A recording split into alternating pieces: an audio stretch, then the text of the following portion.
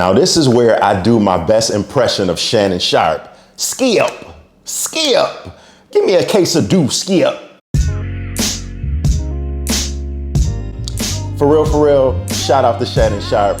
In this video right here, I'm breaking down my opinions on how I think that the NFL should take some cues and should take some serious pointers from the NBA. And you know what I'm talking about? I'm talking about the hiring of 3 brand new head coaches in the NBA, 3 African-American head coaches in the NBA, something that we rarely see in the NFL whatsoever. We're lucky if we even see one black coach hired in the NFL over the change of course of seasons. As you know, the season progresses, one season comes to an end. So it's only right that all of these qualified black head coaches out here get a chance to shine, show what they could do, and show that, yeah, we're just as good as our white counterparts in this game called the National Basketball Association. I mean, if you don't believe me, just look at Nate McMillan and the job he's did with the Atlanta Hawks. He got fired from the Indiana Pacers,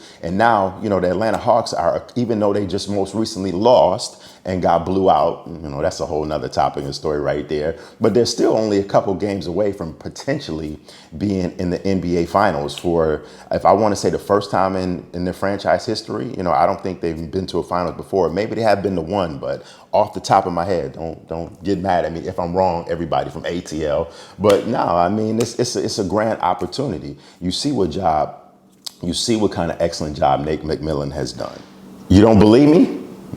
You still don't believe me? Come on now, just look at the job Monty Williams has done with the Phoenix Suns. I mean, in my opinion, in my humble opinion, I feel Monty Williams should have won NBA Coach of the Year this year instead of Coach Thibodeau with the Knicks. I mean, Monty Williams has done an amazing, outstanding job with that young flock of players and that young team with, you know, veteran point guard Chris Paul. Monty Williams has done an exceptional job. So Monty Williams is a couple of games away from possibly being in the NBA Finals. And we just most recently had some things develop where we have, you know, a total of 3 brand new coaches being appointed to head coach of an NBA team, an NBA franchise. We had the Celtics, which surprisingly, given the stigma that, you know, the Boston, Massachusetts area has had with race and things of that nature, which is very sketchy, especially the Celtics, the stigma that they have had as far as, you know, what Kyrie Irving was saying about how he didn't feel comfortable playing in Boston because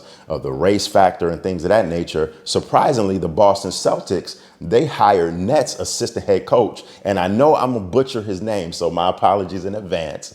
His name is pronounced Emi Adokawa. Chauncey Billups is in talks to become the Portland Trail Blazers' next head coach. We also have, shout out to Ty Lue. We got Ty Lue. I can't forget about Ty Lue, who's in the NBA Finals right now. So he's another African-American head coach that could potentially make, we're gonna have an African-American head coach in the NBA Finals, whether it be Monty Williams, whether it be Nick McMillan, or whether it be Ty Lue. Ty Lue is the head coach of the Los Angeles Clippers. Shout out to him. How could I forget about Ty Lue? But yeah, Chauncey Billups, you know, legendary Chauncey Billups from the Pistons. He's in talk to be the Portland Trail Blazers' next head coach, which could be a saving grace for that franchise, because this would possibly be, in my opinion, the last straw for Lillard, my man Damian Lillard. If this Chauncey Billups hiring doesn't work and the Portland Trail Blazers still can't progress and go to that next level, look for, this is a quick prediction, look for my man Lillard, my man D. Lillard, to get up out of Portland, for real. It's been a long time coming, but he loves that city. He wants to give it a chance. He has affection for that city. I understand. But sometimes if the job ain't getting done, you gotta go.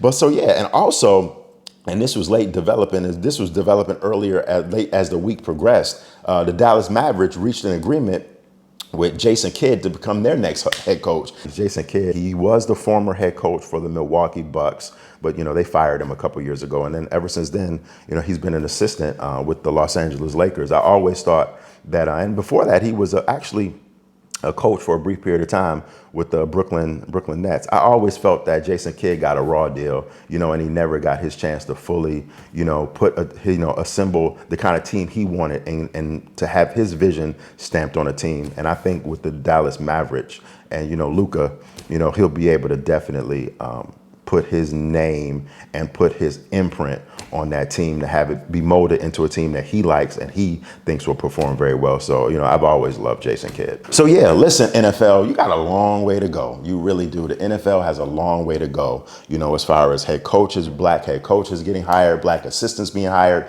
and African Americans being promoted in general. I just think it's a joke, pretty much. Y'all definitely need to take some advice, and you definitely need to follow the lead of the National Basketball Association.